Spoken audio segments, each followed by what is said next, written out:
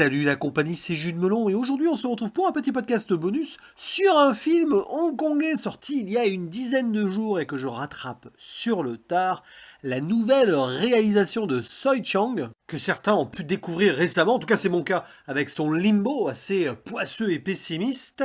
Entre-temps même il a sorti Mad Fate, alors il y a eu quelques distributions en salle en juillet, mais là donc au mois d'août il revient, en France en tout cas, avec City of Darkness ou en version on va dire anglophone international, Twilight of the Warriors Walden. Je vous ferai grâce de la prononciation de son titre chinois.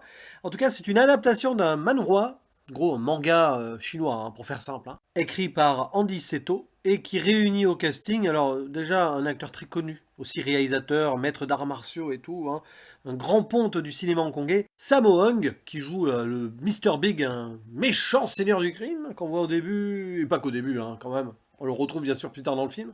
Il y a également Louis Ko, qui est assez connu, mais je crois que je ne l'avais jamais vu auparavant. Et le héros est joué par Raymond Lam. Il y a également Richie Jen et Philip Heng, qui est aussi le chorégraphe du film. Et son personnage est, on va dire, très mis en valeur par ses propres chorégraphies. Bon, ça en est presque drôle. On reviendra sur cette représentation d'un protagoniste qui sort quelque peu d'une forme de réalisme qui est voulu, hein, sur le papier, puisque l'histoire se déroule dans les années 80, fin années 80, puisque c'est vraiment quelques années avant la rétrocession de Hong Kong à la Chine. Tout se déroule donc à la citadelle de Kowloon, du moins une majeure partie du métrage, lorsque s'y réfugie un clandestin nommé Chan Lok-woon, qui arrive donc à Hong Kong, hein, comme cela, et après avoir été blousé par Mr. Big et ses hommes, qui lui avaient promis une carte d'identité, mais en fait c'est vraiment de l'arnaque, il se sauve avec un sac de drogue, et il va justement dans cette citadelle où il va être protégé par le leader local, Cyclone. Bon, c'est pas évident de suite, mais très vite, il va être pris sous son aile et faire sa petite vie là-bas. Sauf que, évidemment, bon, bah, Mr. Big est toujours une menace, mais autre chose aussi va venir perturber cette, alors, apparente quiétude, hein, parce que tout est relatif dans la citadelle, c'est pas la joie. Euh, il s'avère que Lokun a un passé trouble par procuration à cause de son père, qui va mener à quelques règlements de compte, et Cyclone qui va tout faire pour le protéger, parce que c'est une sorte de pacte qu'il a passé justement avec le papa de ce clandestin, qui arrive là par hasard, mais en fait c'est son destin qui se rappelle à lui, hein, quelque part. Et donc tout ceci ensuite va donner lieu à énormément de scènes d'action, hyper bien chorégraphiées, mises en scène d'une façon, on va dire, très éclatante, dans la plus pure tradition du cinéma hongkongais, on va dire d'action pure, mais pas que. Il y a peut-être aussi, au-delà donc de ça, quelques hommages, disons-le, à des films hongkongais plus ancestraux, enfin, qui se déroulent dans d'autres époques que la modernité. J'en veux pour preuve cette personnalité un peu invincible vers la fin, jouée d'ailleurs par le chorégraphe. Alors ce n'est pas non plus Once Upon a Time in China, etc. Mais on voit qu'ici on a tout l'univers de ce cinéma d'arts martiaux-là qui est plus ou moins convoqué. Je dis cela parce que c'est vraiment une œuvre pour puristes qui s'assume en tant que telle, mais pour autant c'est très facilement, je pense, appréciable des personnes qui ne connaissent pas trop cet univers. On peut évidemment aussi penser à d'autres formes de cinéma asiatique, d'arts martiaux, d'action, hein. The Raid, pour ne citer que ça, enfin les deux du coup. L'aspect social politique derrière, disons qu'il est prometteur, mais très vite, bah, il s'efface pour l'adrénaline et bah, le côté jouissif de ces moments, on va dire, à la fois grandiloquents sur les émotions, trahison, protection, etc., passé qu'on doit forcément subir par rapport à son destin. Bon, il y a vraiment cette idée-là, hein, on le sent quand même que c'est quelque chose qui a été mis en manhwa, donc qui a quelque chose qui sort, on va dire, de l'ordinaire, mais dans un carcan qui a vraiment existé, cette citadelle et tout, avec des gens qui, à l'intérieur de celle-ci, sont protégés, certes, mais manipulés aussi par des barons de la drogue ou des petits malfrats. Et on le voit, c'est pas forcément évident pour les plus jeunes, pour les femmes. Mais très vite, dans la deuxième partie, le film laisse totalement cela de côté. Et c'est ce qui pose un peu problème.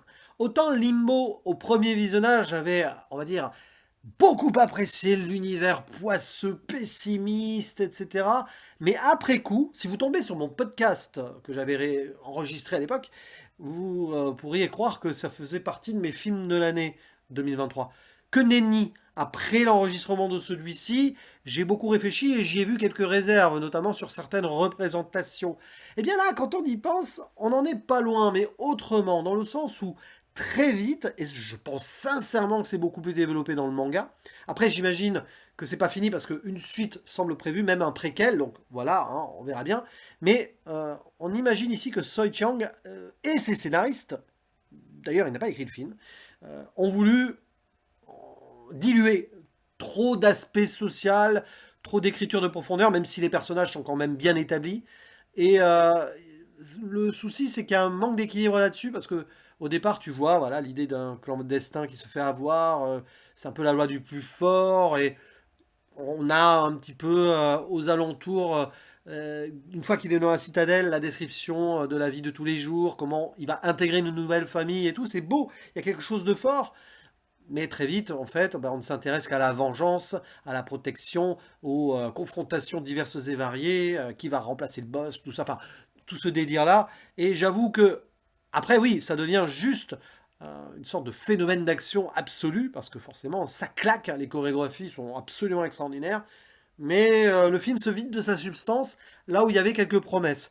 C'est probablement dans l'idée de approfondir autre chose pour la suite, et ou le préquel, où j'imagine qu'on va avoir le père, hein, du héros qui va être là, parce que ça semble plus ou moins l'idée là, hein, d'en savoir plus de ce qui s'est passé avant.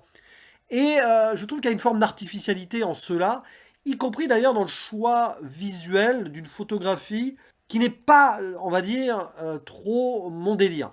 Alors c'est Cheng Siu-kung qui s'en occupe, il a beaucoup travaillé avec Jonito et ça fonctionne notamment sur The Mission, dont j'ai parlé il y a quelques mois, il y a quelque chose d'urbain et tout. Là, je sais pas, il y a presque trop, on va dire, l'aspect historique ancestral de certains moments de choix dans la colorimétrie, dans la tonalité et tout. Et le côté poisseux, tout ceci se mélange et on sent que le film veut sombrer dans une forme d'artificialité. Et il y a, on va le dire même, trop de numérique sur certains combats, je le trouve, hein, en tout cas. Enfin, j'ai l'impression que il y a eu trop de retouches, c'est pas forcément l'idée, c'est peut-être le montage qui donne cette impression. Et à certains moments, j'étais pas non plus ultra captivé, malgré évidemment la force des combats, la caractérisation de certains personnages qui jouent, on va dire, leur rôle selon les coups qu'ils donnent ou qu'ils reçoivent, avec l'apparition donc de ce monsieur quasiment indestructible à la fin qui renvoie à des grands héros des légendes chinoises, etc. Mais c'était pas tout à fait mon kiff en fait sur l'aspect visuel. Et ça ne peut que me confirmer dans l'idée que le film, on va dire, survole trop certaines choses et décide justement de basculer vers l'unique divertissement, voilà, over the top, un peu comme s'il essayait de faire découvrir un petit peu le cinéma hongkongais pour les nuls, vous savez, alors, attention, hein, c'est pas méprisant, mais dans l'idée de, faut pas trop aller trop loin non plus, parce que ça va pas forcément intéresser tout le monde, ces histoires dans la citadelle avec Hong Kong qui est rétrocédé, tout ça. Et pourtant, hein, cette citadelle, elle est appelée à être détruite. Alors, il y aura une grande force politique forcément sur la suite si on en parle, puisque c'est censé être un endroit avec les rebuts de la société, donc qui vont être un petit peu complètement sortis de la carte. C'est intéressant d'ailleurs, en pensant à cela, de voir le pessimisme de Limbo, qui est censé se passer normalement après tout ça, et dans un autre univers bien sûr, et on comprend peut-être mieux certaines choses en fait.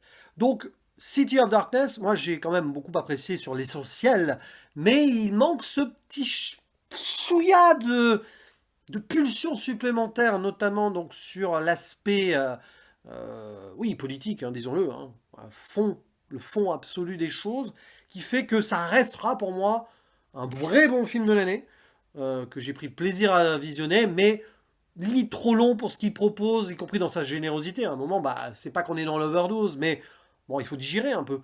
Et que tu sens que ça aurait pu se poser un peu plus sur certaines choses. Alors, je ne parle pas de la relation entre les personnages, parce que là, sur le coup, oui, il y a une dimension un petit peu épico-tragique qui se met en place, mais ça reste un poil vain vu les promesses du début.